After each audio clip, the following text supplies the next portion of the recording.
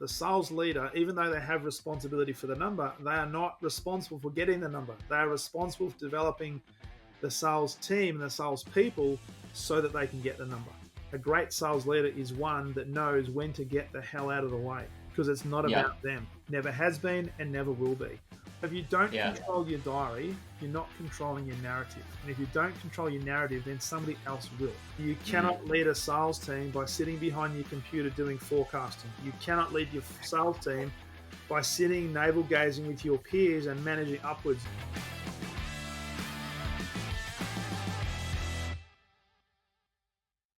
Welcome to another episode of Revenue Mechanics, where again, we're diving under the hood of revenue engines with revenue leaders from around the world. And today, I'm sharing the stage with Darren Mitchell. He actually grew up in the same town I did, or lives in the same town I grew up in. It's a little bit of coincidence there. Darren, welcome to the show. G'day, Sam. Good to be here, mate. And yes, I am. Well, you're probably more a local of the town. I actually grew up in Doncaster, but I've only been here for about 20 years. So I'm not sure that I'm yet considered to be a local.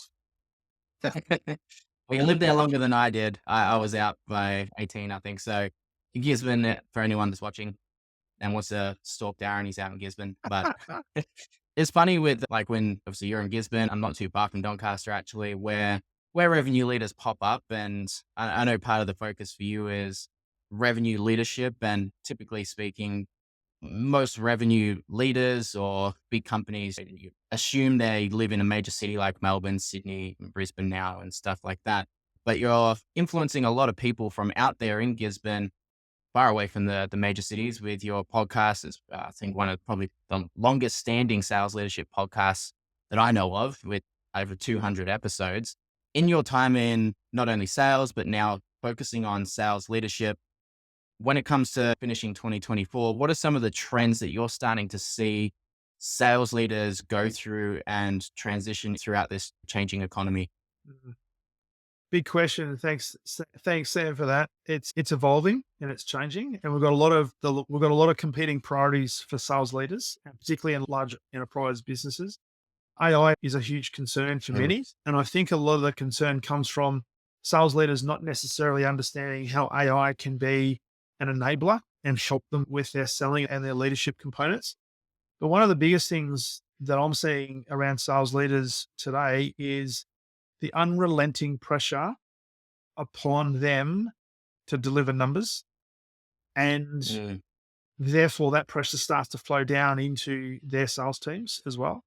I was talking to some key industry people during the week, and we were looking at some statistics in some big companies, and it was actually quite frightening that there's something like, at the moment, about 40, I think the latest number was about 45% of salespeople globally in large businesses are making quota. And in this particular industry, this particular business globally, 2 in 5 sales leaders are making their quota. 2 in 5, so under 50% are making their number. And with that, there's a couple of things that are happening. Either the targets, because the targets often get set down from the board, they've got to set market expectations, so it flows down. Or those targets are right, pie in the sky sort of stuff. Oh, we did this year or last year, therefore we've got to increase that by 15%, 20%, and in some cases, significantly more than that. So the expectations. But there doesn't seem to be the development, the tools, the toolkits, the systems to support that, to enable the sales leaders to help their sales teams to create the environment where those numbers can materialize. And what that is resulting in many cases is sales leaders having to take more of the role of the salesperson to help get the number. Because when you think about it, what is the actual role of the sales leader? The sales leader, even though they have responsibility for the number, they are not responsible for getting the number. They are responsible for developing the sales team and the sales people so that they can get the number. And it's all about sustainability. So it seems like there's quite a few disconnects and misalignments happening internally, especially in a lot of those fast growth spaces. And that's something that obviously you and I have spoken about before. Something that Graham, our mutual friend, talks about a lot as well. For companies that you're speaking with and working with to help try and solve some of these challenges, what have you been instructing them to do or guiding them through to start realigning their teams to a core mission or core focus? Another big question. There's a lot. There's a lot in that. One of the big things that I work with them on is, and look, I'll be honest, I'm not sales methodology specific. So take the sales methodology and put it to the side. So I'm almost Mm, sales method agnostic, right? yeah. What I'm big on though is making sure that we've got the ecosystem and the culture in place. So we talk about the soil. So if we've got the soil in place, and if we're looking after the soil, then when we're planting the seeds, which will be the existing sales team, new people we bring into the organization, and if we're nurturing those seeds, we actually give that soil an opportunity to help that seed grow into something that might be sustainable. And so when you think about the expectations that are placed on sales teams, it's all about, and this is a generalization though, but generally it's all about the number. And you've got people in senior leadership roles that are saying, we've got to hit this number, do whatever it takes. And that kind of message that flows down doesn't necessarily match the ecosystem and the reality. So you sometimes have salespeople doing things that are maybe outside of their normal behavior cycle, for want of a better term, in order to get the number. And so it's this Mm, short-term focus. Now, I get that businesses need to be profitable and we need to be driving revenue, and the expectation is that we grow. But I'm also more about, well, how do we make a business so that it's sustainable, that we have this business in 2 years' time and 5 years' time, and we don't continue to churn over people, that we do have those seeds that are now turning into trees that become huge trees that provide shade for the future generations, which yeah. is a Fruit, bigger fruit metaphor. the labor. Yeah. So Um, from a sales leader point of view, there's this big competition now between, okay, how do I manage expectations up? Because my chief revenue officer, my chief financial officer, my chief executive officer is pushing down all these expectations. And how do I marry that with the pressure that my sales team are under, because they see that they're not on target? They are expected mm, to create miracles to try and close gaps. So when we sit down and we speak with them, the language that we tend to use, because we're being conditioned to get the number, is, what is your gap closure strategy? What are you going to yeah. do in order to close the gap from where you are to where you need to be? Rather than thinking, are there other things that we could be thinking about that becomes or gives us an opportunity to be more sustainably successful? And that's really hard, because it's, well, if I don't get my number, then what's that going to mean for me and my organization? Because I can't have 45% of my sales team not making target, because that means, oh, do we have to do the old GE methodology and cut out the bottom 10%? And there's so many branches that we can go off with that in terms of like how's the revenue engine structured, marketing to sales alignment, as you said, like quota alignment, being aligned to customers. Many branches that we can go that influence that same thing. But if we hone into the sales culture side and, as you mentioned, like preparing that soil, uh, what have you seen as some of the key traits or characteristics of healthy soil in a sales organization? Keeping in mind that, well, from my observation, a lot of sales organizations tend to look at sales culture as like Wolf of Wall Street style of hit the phones, buy it, don't let them. What's the saying? They either buy or die. And on and so on. And that seems to flow into a lot of companies, and they'll be going, "You didn't do enough dials today. You didn't set enough meetings. You didn't do enough of this, et cetera," which obviously the has downstream effects on morale, culture, et cetera. So yeah, again, how are you helping companies, or what are you seeing as signs of good fertile soil for good company growth? Great question. And it's, there's probably not one singular thing that is, I guess, the elixir. So this is by no means, it's not a revolution, it's more of an evolution. And if you look at the basics of sales leadership and what sales leaders should be there to do, yes, ultimately they're responsible for the ecosystem, ultimately responsible for the number. We get that, right? But what they're there to do is develop the sales people. What's fascinating about this is, and I know this from personal experience, the vast majority of sales leaders spend next to zero time actually coaching their sales team. Mm, And yeah. if they are doing coaching, what they're actually doing is telling them, this is what you need to do to close your gap. Or, what are you doing, Sam, to close your gap? That's not coaching. Mm, Coaching is sitting down and thinking about, well, how do I actually develop this person? How do I actually understand what the gap is? Right? How do I identify what is holding this person back from actually making the behavioral change or taking the action that's need to happen to build the momentum to then hopefully get a position where they can start to build that momentum. What's fascinating is coaching, sales leadership coaching for the sales team tends to be the first meeting cancelled and the last metric measured. Why? Because often the sales coaching is hard to tangibly measure. We can measure the Mm. number of phone calls we make. We can measure the number of conversion conversations we have or the number of deals we've closed. We can measure all that, but it's hard sometimes to measure the effectiveness of coaching. And I see that one of the biggest downfalls, and certainly in corporate, and I know this from personal experience, is we as businesses don't spend enough time arming our sales leaders with the toolkits and the frameworks and I guess, the knowledge to be able to effectively coach their sales team. Now, when I talk about this, sometimes leaders will say, yeah, but I coach my team all the time. And so, well, how do you do that? Well, I go with my sales rep and we go and do customer visits. I say, okay, perfect. Tell me how that works. What do you actually do? Well, and what I find is a lot of the time the sales leader will take over and lead the conversation. They then become the seller. And so Mm. they get the deal and they think everything's fantastic. And by the way, I've just taught or coached, inverted commas, my sales guy, my salesperson on how to close a deal, how to overcome objection, how to handle stuff, how to manage conflict, whatever the case might be.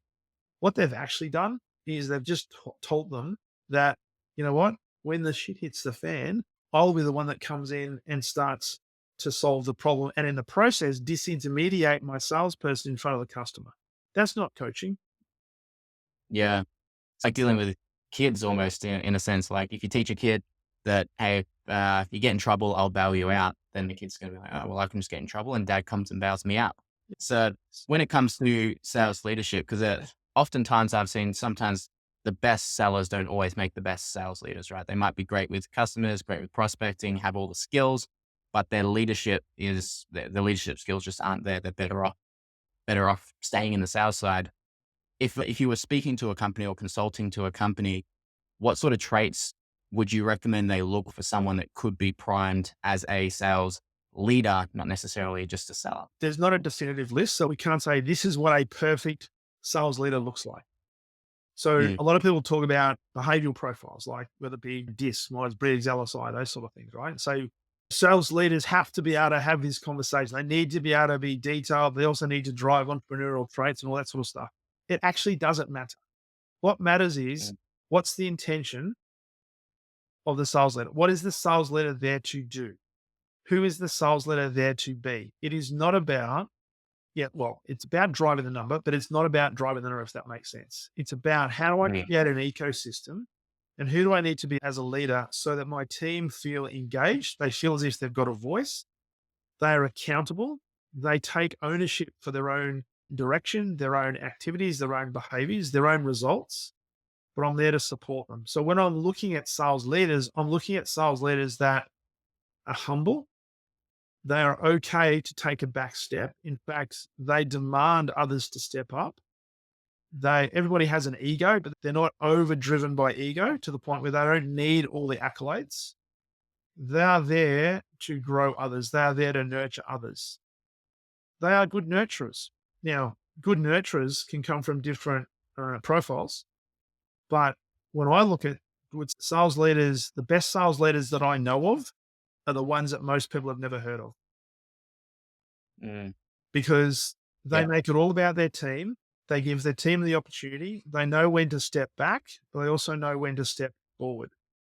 But what they focus more than anything else on is creating an environment of independent thinking where if they're not there, if they're away, if they're in another meeting, if they're with another client, they know their team has all the tools, the responsibility, the confidence, and hopefully through good coaching, the competence to do what is required to move deals forward and to do what is required to keep customers satisfied. So, what I'm saying there, Sam, is a great sales leader is one that knows when to get the hell out of the way because it's not Yeah. about them, never has been and never will be. And Mm. unfortunately, what I've seen over many years is sales leaders get thrust into a sales leadership position because they've been, or one of the key reasons is that they've been a great salesperson. They've been very successful. And so the business looks at them on this fictitious potential map that says high performance, high potential, or top right quadrant, you must be the next sales leader. So there you go. We're going to throw you into the walls. And by the way, we're not going to give you coaching. We're not going to give you a transition plan. We're not going to give you the frameworks that you need to be successful, right? Because all of a sudden you've gone from being responsible for your own territory and your own portfolio to now having responsibility for maybe 5 or 6, maybe 10, depending on the size of the business, who have their portfolio, but we don't give them the roadmap or the blueprint to help them manage that. So what do? They default back to what they know best, and that is doing the deals, being front of center. And through that process, sometimes or many times, unconsciously, they disintermediate their sales team and they do not develop the soil. Yeah. I know I went through that experience myself and we spoke about this when we caught up last with the first sales leadership role I had, where everyone on the team had quit prior to that. So when when the CEO was hiring a new team, I just got thrown into a leadership role because you've been here the longest, you lead these guys. You're next. So yeah, you are next on the list, next on the chopping block. And I didn't know how to lead at the time. I didn't know the things I know now. And I just did what I kept doing, kept selling, because I was still KPI to sell and hit my numbers there. And when people would ask me questions, I'd do my best to try and help them out. But I definitely wasn't operating as, I'd say, a leader, because I was still so preoccupied with my number because they still wanted me to be selling as well. So tying back to your point of understanding what you want from a sales leader, it sounds like the issue is not necessarily down at the sales level, not even at the sales leader level, but maybe at the C-suite and above level of actually understanding the function and flow of the role.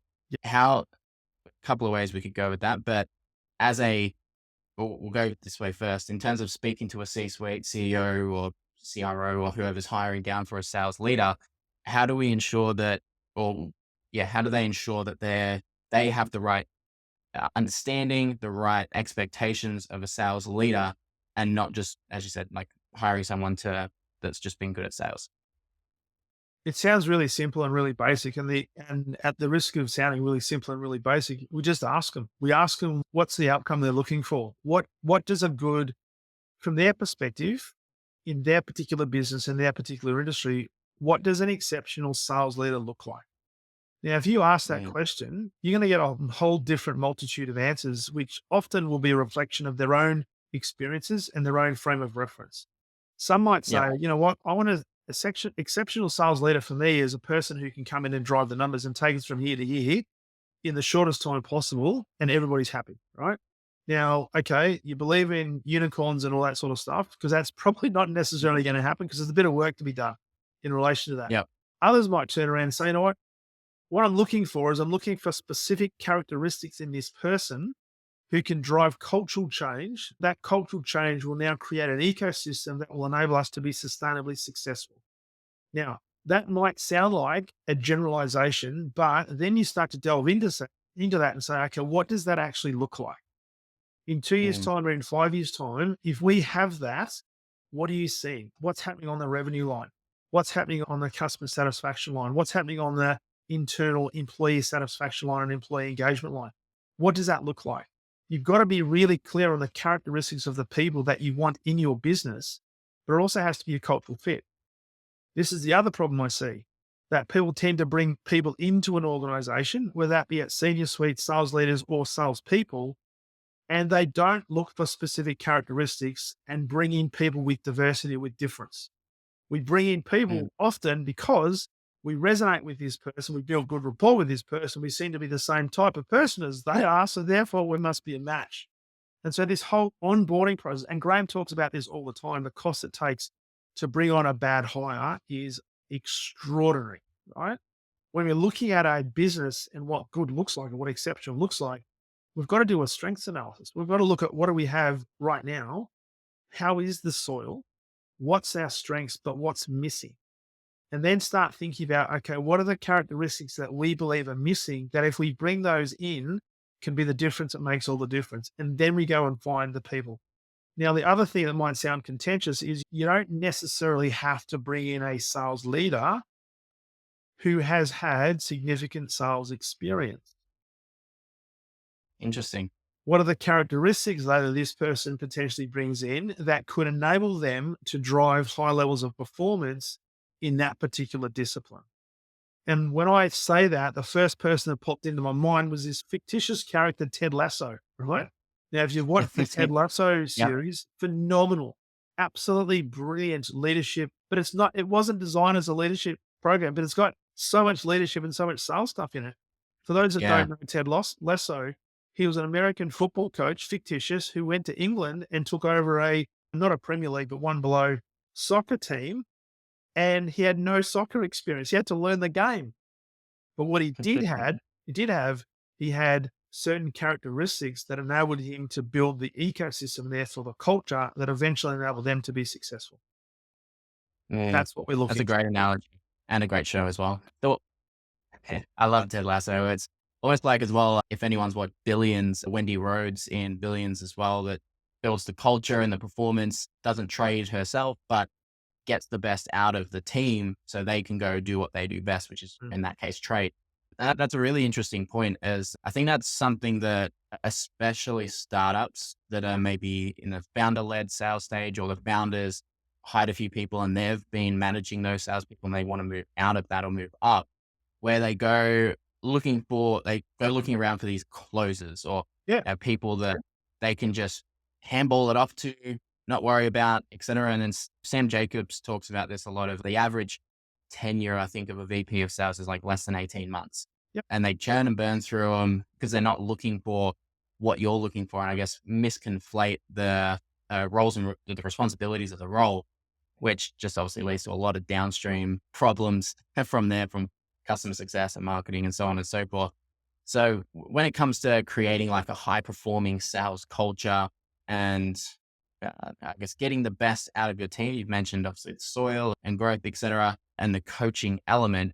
Are there any other areas that maybe, if we're speaking to say a new founder that's wanting to move themselves out of that side of things, any areas that or prerequisites they should have in place before even considering bringing a sales leader into their company? They have to have a strategy. They have to have a clearly articulated strategy. So, and why? And the other question to ask is, why do they want a salesperson or sales leader to come into the organization? And what are they there to do? Because when you look at founders, for example, they are the product or the service or the ecosystem they've created. That's their baby, right? Yeah. And often they don't want to sell. They don't consider themselves salespeople, but they get the best results. And what's really interesting about that is that statistically, when founders and entrepreneurs bring in salespeople, sales closers, those sales closers in many cases have lower conversion rates than the founder. And the founder Yeah. doesn't consider themselves to be a salesperson. So why is that? Well, because they're there to solve a problem, right? And so what is the problem that the founder, that the entrepreneur wants to actually solve? So yes, we need to get the number. Yes, we need to grow. Yes, we've got these visions we want to actually achieve. But in order to get the number, what's the strategy behind the number? So how do I get the number? By executing the strategy that has been put in place. And this is a key thing, not the strategy by me, but strategy through the people. So what sort of characteristics of the people do I need to bring in so that the strategy can be executed in order to get the number, but ultimately that's driving specific tangible customer value at the end. So if I get the number by executing the strategy through the people that we have in place, presupposing, of course, we've got the right characteristics and the right people in the right roles, that will derive customer value, which should lead to sustainable, replicable, exceptional results. Now, there's a lot Mm, in that, because in order to make all that happen, there's lots of things. Depending on the stage of growth of your business, you're going to have opportunity reviews, you're going to have deal reviews, you're going to have coaching programs, you're going to have all this sort of stuff, which is all the, I guess, the tangible measurements of that high level stuff. But as a founder, you've got to be thinking about at what stage am I at this business and what is the next step that I want to take in terms of my evolution. And do I want it to be an evolution, or do I want it to be a revolution? Because there are so many businesses that perhaps grow too quickly and they actually end up burning not just themselves, but also their customer base. and they start to Yeah. erode. So how do I do it in a managed way that is sustainable? Well, you've got to have your strategy in place. You've got to know what the next 5 years looks like. You've got to know what sort of people you need to bring in, but not names of the people. What are the characteristics? Don't even think about the roles. What Mm. characteristics do I need at my stage of my development in my business right now that's going to enable us to move forward? There's always going to be progress, not necessarily perfection. You're going to make mistakes, right? There's going to be lots of errors, but as long as we're moving forward and as long as we know what the overarching intention is, we should actually be able to be pretty comfortable in making good progress. Yeah, and one of the big hurdles I see a lot of companies go through, which you touched on just then, in terms of when they do focus maybe on hiring closers or people that have extensive sales experience, etc., and they just skip the training part, they skip the onboard, and they're like, they've sold before, they should be fine, and just throw them in the lion's den, so to speak. Those salespeople are going to have preconditioned ideas, preconditioned processes, the way that they do things, that they're just going to jump in and do it that way, which maybe Correct. they get some results, especially if you've KPI'd them to, you need to do 10 pitches a week and this, that, or the other. They'll do what they need to do to hit those numbers and maybe close some deals. But because they haven't been educated, trained, and you haven't built that process, the downstream ramifications of them just shooting from the hip when it comes to selling is they probably will sell a lot of customers that they shouldn't have sold, that aren't a right fit, or promised and under-delivered, which obviously a lot of companies struggle with when it comes to client retention. Yep. And do you know Red Copestake? Have you chatted with him before? No, I haven't. No. I chatted with him a few weeks ago on here, and he mentioned that because we were chatting about like what do sellers really need to know, I guess, to perform their role well. And he talked about, as you alluded to earlier, like sales methodology and this and the system and stuff. But he mentioned, and obviously would agree as well, that the seller just needs to be an expert in the problem that they're solving. Um, and then if they know the problem, they don't necessarily need to know how the light switch works and how they all connect up, et cetera. But they need to know when this switch gets flicked, a light turns on. When we do, this is the problem we can solve for customers. But that's obviously ambiguous. And there are some services that have varying degrees of success in terms of results. But if they understand the problem, then you don't experience those downstream effects. So point I'm getting to, tying back, is the onboarding process, the training process, et cetera. How important and what measures can companies put in place to ensure that their sellers do come on with understanding the problem, understanding the customers, and doing the right thing when they actually do get on these calls? There's a lot there at the risk of dumbing it down as well.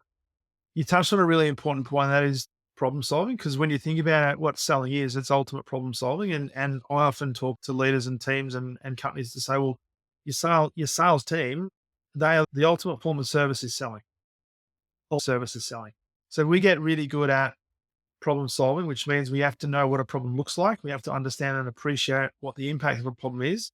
We don't lead with product. We don't lead with service. And there'll be people that listen to this and think, well, you got the best product. Well, good, yippee yay, well done. Thank you very much.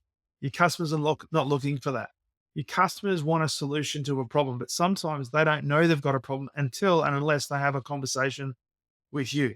So when I'm looking for people, when I'm looking for good teams and building great cultures, we've got to look for, do we have really curious, investigative people who are good at unlocking problems, identifying problems, questioning, having legitimate conversations, not surface level conversations, real deep conversations with customers to create some pain? And do they have the ability to dial up that pain to the point where that customer not just wants to solve the problem, but they need to solve the problem? And if we can then Mm. have the ability to articulate the problem better than they can, then more than likely they're going to want to know about a solution to that problem. Now, whether they take it or not, completely different thing. So that you go into closing the sales process, blah, blah, right? But if we can get people that can understand, A, are they a cultural fit?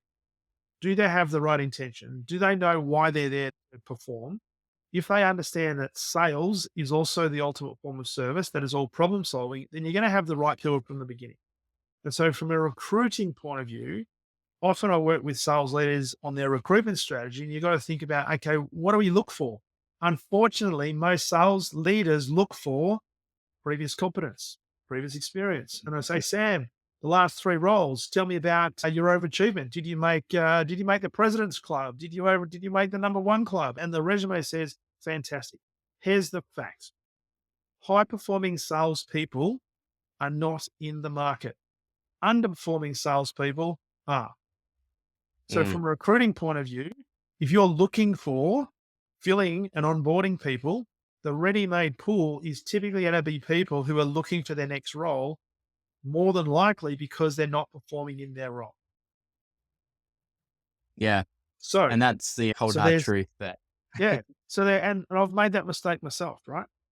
And so there's a number of elements to look at. Think about, okay, you've got to have a level of competency. But having said that, you can bring somebody in who has the right cultural fit, who has the right attitude, has an ability and a willingness to grow and to learn and to adapt, and you can teach them skill set, right?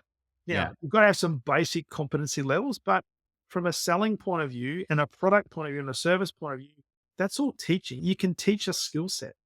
What you can't necessarily teach, or is more difficult, is you can't necessarily teach attitude, approach, behavior, and curiosity. That's something that for many people have it intuitively.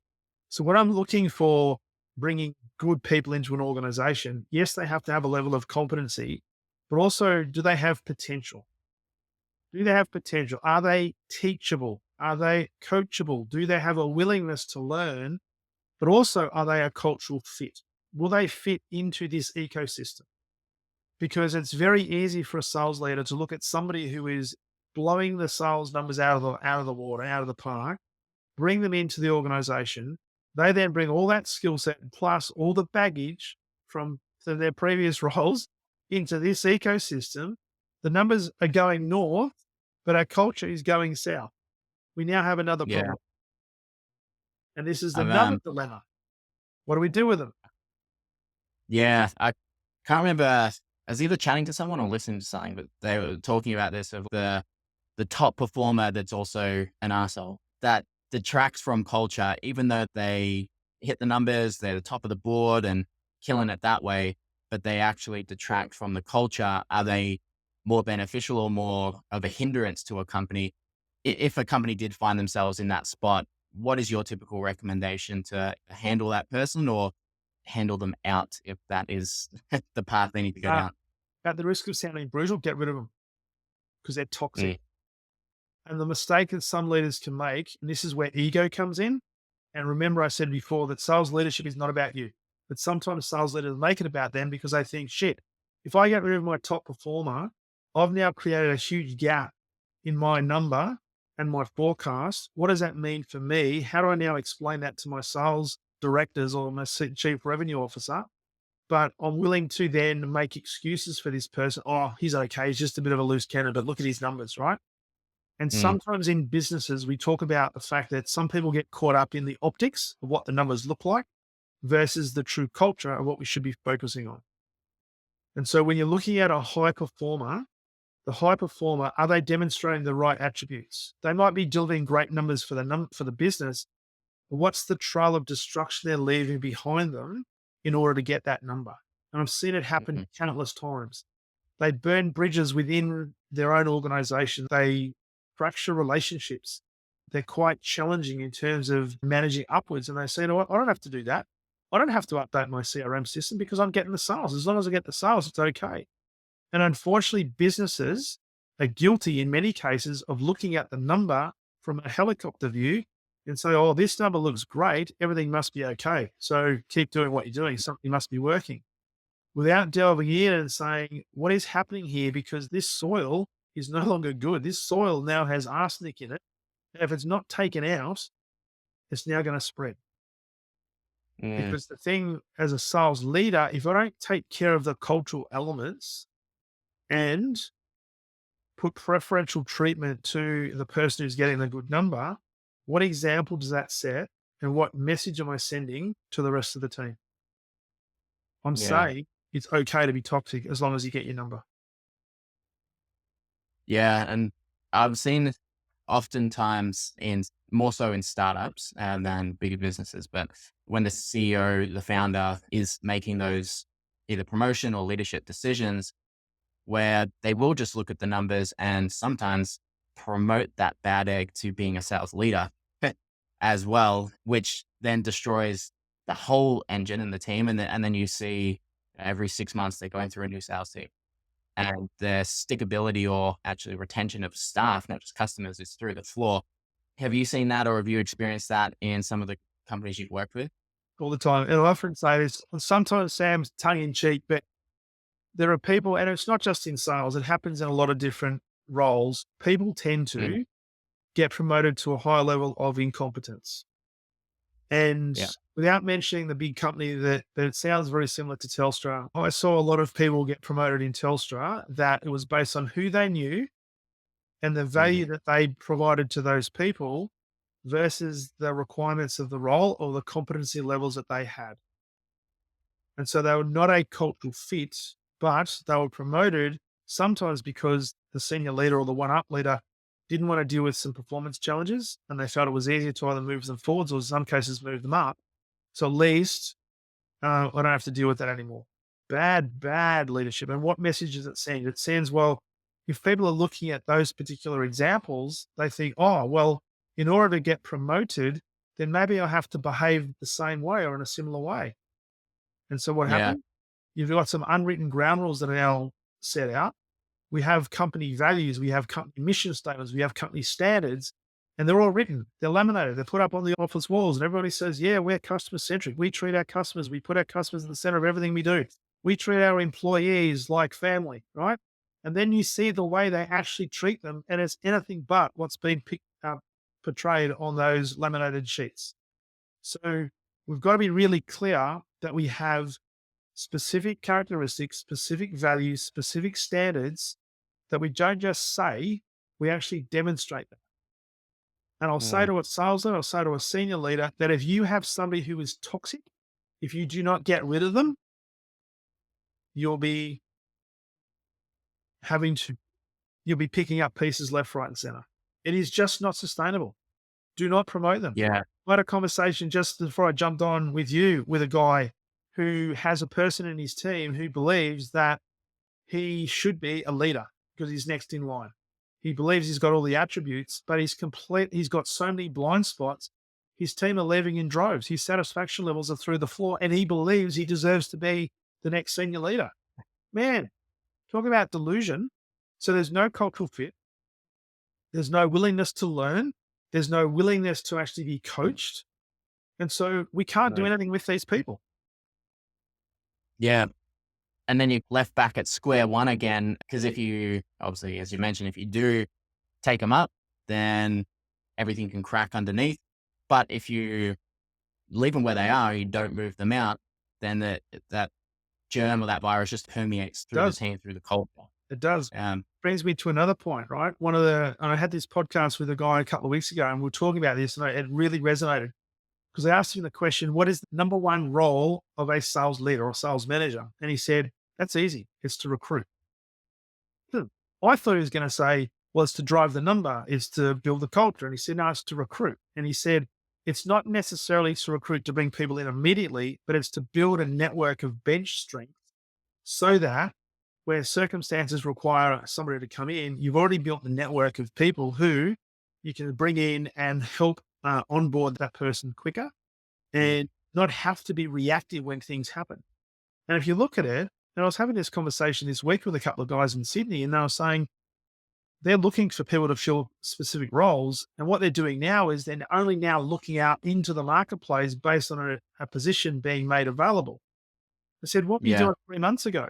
Or nothing. We were doing business as usual. I said, well, when you think about this, yes, you've got to be responsible for driving numbers, driving value through your people, all that sort of stuff. But also think about, okay, we may not have all of my team with me for the next 2 years, 3 years, 5 years. That'd be great, particularly if they're performing and they're a good cultural fit. But things happen, people, circumstances change. So, who are you networking with? Who are you building connections with? And just having some conversations to say, well, I'm not hiring in the short term, but this is what I'm looking for. I'm looking for these sort of characteristics that we can potentially build a team around or bring in to add to the team, et cetera, et cetera. So keep doing that. Yeah, I've heard a number of CEOs and leaders who are vocal online, but even sales leaders as well talk about having to have two pipelines running, one with deal pipelines, so prospects, et cetera, but also a talent pipeline of people you are building relationships with, et cetera. Because to your point, if you do want to secure top talent, So they're not going to be actively applying on Seek and stuff like that because they're going to have requests coming in all the time. So you do want to build the quality of your talent pipeline. It is about having the relationships, building the networks, building strength in there so that when you see, maybe Darren mentions one night that while you guys maybe having a beer or just chatting online and just says, things are a little bit shaky here at the moment, Yeah, you see an opportunity and go, would you consider possibly moving ship if the right opportunity came across? that's it. And then all of a sudden you could open up a top tier talent who wasn't in market, but because you built the relationship, when there was an opportunity to move them in market, which is the same with prospecting, right? Like Yeah, totally. we know that 90% based on buyer's pyramid principles aren't in market. So if we're just trying to get the people that are in market, we're going to have highest churn rates, highest customer acquisition costs, highest competition, so on and so forth. But if we join the prospect when they're lower in the journey so that by the time they do move in market, because I don't know, Darren's boss being a pain in the ass and all of a sudden he may want to move ship, uh, we're the name that comes to mind. We're the Totally. first door open for them. So, but I can hear already like in my head, sales leaders or even CEOs starting to object to this and going, yeah, it sounds all great, Darren, but I just don't have the time for that. I'm busy doing this and that, et cetera. What would you say to a sales leader that like are going through that thought process? I would challenge them and ask them, who's in control of your diary, my friend? Who is in control of your diary? So if you are not the custodian of your own calendar, then other people will take over that, right? So where are Mm, you spending your time? So are you spending your time on the things that are going to move the dial, or are you spending your time on the things that are easy or that other people want you to do, right? So how is it that people like Richard Branson, as a public example, can have his finger in so many businesses, and yet he's still got the same amount of time than we say we don't have enough time to make this phone call, have that conversation. I don't have time to coach. How is it that he can run multiple billion-dollar businesses and still have time to do all of the stuff that he does outside of that, such as philanthropy, right? It's because he has control of his calendar. Now, yes, granted, he's got people around him, and that's another entire conversation around having the right people around you. But I say to sales leaders all the time, let me have a look at your diary, right? And I'll ask the question, when you're running a sales meeting, when you're running a one-on-one meeting, right? What are you actually there to do? What is the purpose of that? mm, Do you just have calendars that are filled with meetings? And I know this to be true because I deal with this every single day. There are leaders that are listening to this that are saying, my God, if you're saying I've got to coach, I've got to do this, I've got to do deal reviews, I've got to opportunity reviews. I say, yeah, you do, but it doesn't have to be an hour long and it doesn't have to be back to back. How many meetings are you going to when really you don't need to be there? And how courageous are you to have a conversation with somebody? And maybe it's your sales director, maybe it's your CEO, maybe it's your founder. Say, no, I'm not meeting. Sorry, this yeah. is more important. And this is why it's more important. We don't have the conversation. And so I Mm, say to people who use time as an excuse, it's an excuse. Don't say it's an yeah. excuse, just simply say it's not a priority. Yeah. And I think part of that also comes down to, and this is what happened to me, for example, when I just got thrust into that role with no training or experience was I just didn't know what to do. So I filled my calendar and filled my time with stuff that I thought I should be doing that was still within my comfort zone. I'll make dials and I'll book meetings for myself and stuff like that. And then it feels like you're being busy, but you're being busy for the sake of being busy rather than, as you said, doing the things that move the needle forward for your objective, which kind of ties back to the first thing that you said at the start, which was you need to know the objective of the role to then tie that back. Yeah, And it does get hard as sometimes as a sales leader, which I can acknowledge obviously from that experience, because if you have a founder that doesn't know what that role should be doing or a CEO or whoever's promoting or hiring for that role, yeah. and the sales leaders, well, I also don't know what I'd be doing. And then the blanket thing is hit the number. So then they just like, well, I'll jump in and help people close deals. I'll help them book more meetings. I'll do this, I'll do that, etc. And they become, yeah, get busy being busy, but all the needle moving stuff gets forgotten. It's more about the optics. I need to be seen to be at this meeting. I need to be seen to playing the company game versus what needs to be done. you know what? When I've got a choice between having a forecasting, navel gazing, upward management type meeting, or I've got an opportunity to coach my salesperson in front of a customer that's really going to drive this program forward, this customer forward. Guess what? I'm going to go there. I'm not going to go there. Now you can have the Mm, conversation with me. You can say, I can't do that. It's a career limiting move. Well, guess what? If it's a career limiting move, then think about a different career. Have some yeah. courage. We don't manage up well enough. Gross generalization, I know, because there'll be people here that say, no, I do. I challenge. You've got to protect your diary. You've got to protect your time because that's the only finite resource you have, which means you've got to use it really effectively. The trick is, what does effectiveness look like? That comes down to your priorities. What is going to, what do I need to prioritize today that's going to make progress to move forward? Is it going to be Mhm. to manage expectations of the senior leader? Or is it going to be to help coach, develop my team to develop more independence so they can get the number? Do I need to actually remove some obstacles to make it easy for my team? You've got to look at that.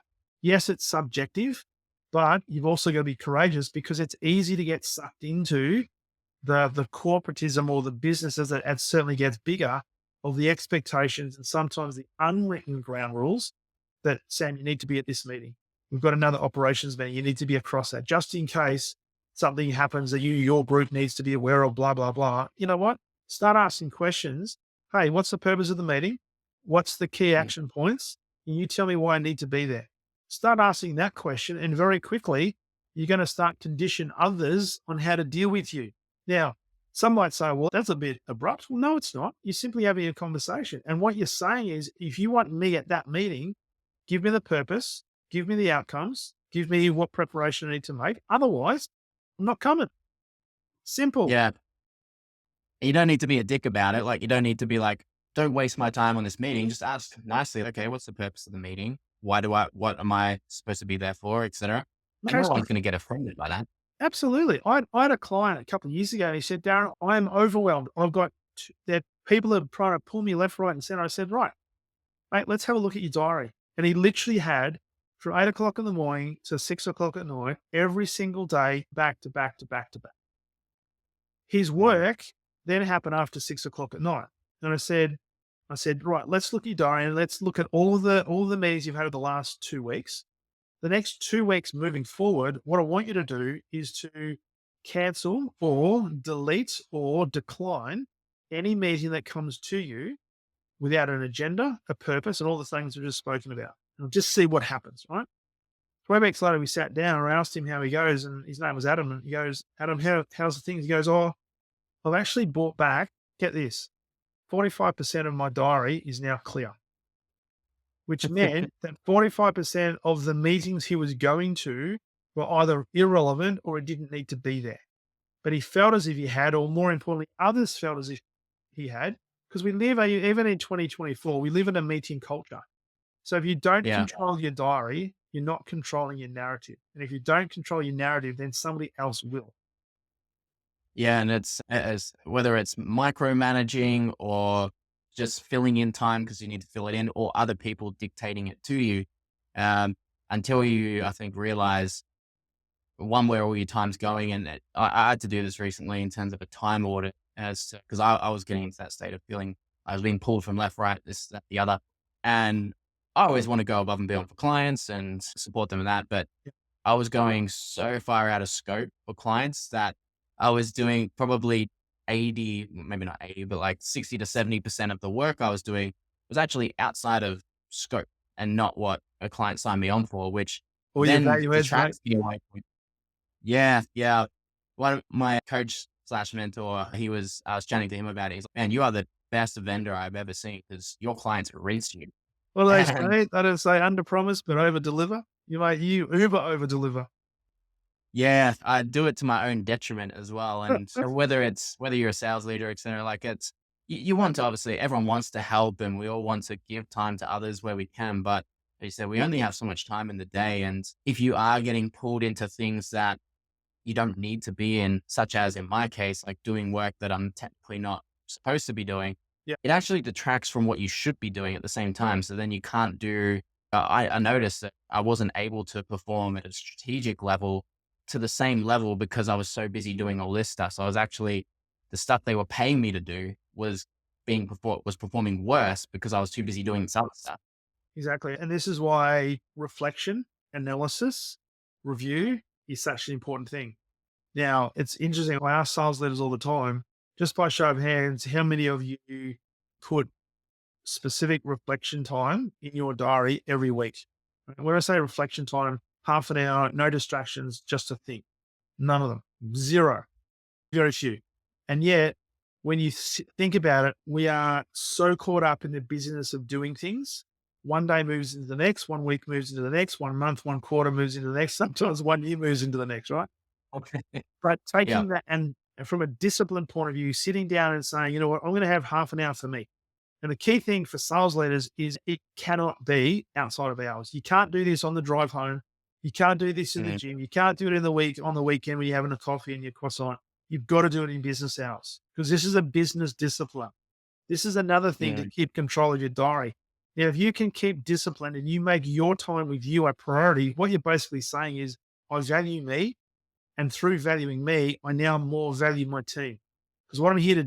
do, I'm here to look at what's working for me, what's not working for me, and how can I better serve my team? And how can I better serve my team so they can better serve their customers? Because remember, my role is to not get the number. My role is to develop the sales team to salespeople to get the number. And in Mm, order for that to happen, I have to be the very best version of me. Because we've got to remember, we are human beings. We are not human doings. And most of us yeah. spend far too much time to do. Just think about these bloody devices we all have, right? What do you Yeah. do when you've got a spare moment? You pick it out of your pocket and you look at it and you just aimlessly scroll. How about you Mm, put your phone away and do something else, like just sit down and think, go and have a walk out in nature and just contemplate and pontificate what's happened over the last week that you're happy with? What are the wins that you had? What are the things that you learned? And what's a theme that might be something that could be a platform for doing something more tangible and more intentional next week? Mate, I mm. guarantee if you did that for half an hour per week over 3 months, you would not know yourself. Yeah. It's like the old Jim Rohn saying, take care of the weeds in your mind. Well, we take care of the weeds in our garden, but we don't take care of the weeds in our mind. See, And referring back to your analogy of your sales team being the soil, or like your culture being the soil, mm, if you're not, as the gardener or the custodian of that garden, plucking out the weeds, nurturing the soil, and doing that sort of inner work and doing the reflective work, yeah. again, that those seeds just aren't going to grow into strong trees that are going to bear fruit for the company. And in order to So do that, mate, you've got to be visible. I know we're short on time, but sales leaders need to be visible. So you cannot lead a sales team by sitting behind your computer doing forecasting. You cannot lead your sales team by sitting navel gazing with your peers and managing upwards. The only way you can lead your sales team is to be visible with your sales team, but it's be in the not doing trenches. things for them. Mm, It's leading yeah. them, coaching them, it's challenging them, it's teaching them, it's mentoring them. Yeah, 100%. As you mentioned, we are short on time, so we'll leave it at that good point because that was a really good way to wrap it up for everyone. So, but for anyone that's watching or listening to the replay and wants to learn more about your approach to sales leadership or possibly even working with you further, where's the best place to find you? Best place is LinkedIn, my friend. You can use my name, Darren Mitchell, or look up Sales Leadership Coach, and it'll pop up on LinkedIn. And website, it's on there, but exceptionalsalesleader.com. And the podcast is also called Exceptional Sales Leader, isn't it? It is the Exceptional Sales Leader where you have been an esteemed guest, my friend. Famous. And that's on the So that's on LinkedIn. It's also on the website as well. So yeah, perfect. awesome. Mate, So anyone that been, gets, sorry, I was just going to say it's been great talking. It's good to catch up again and keep up your yeah. awesome work, my friend. Appreciate it, man. Appreciate you having you on, and yeah, anyone that's listening to this stage, definitely check out some of Darren's podcasts. He always brings on really high performing guests. But Darren, great to have you on as well again, and again, good to catch up. We'll do it again, I'm sure. But in the meantime, keep moving forward. Thanks, mate. All the best.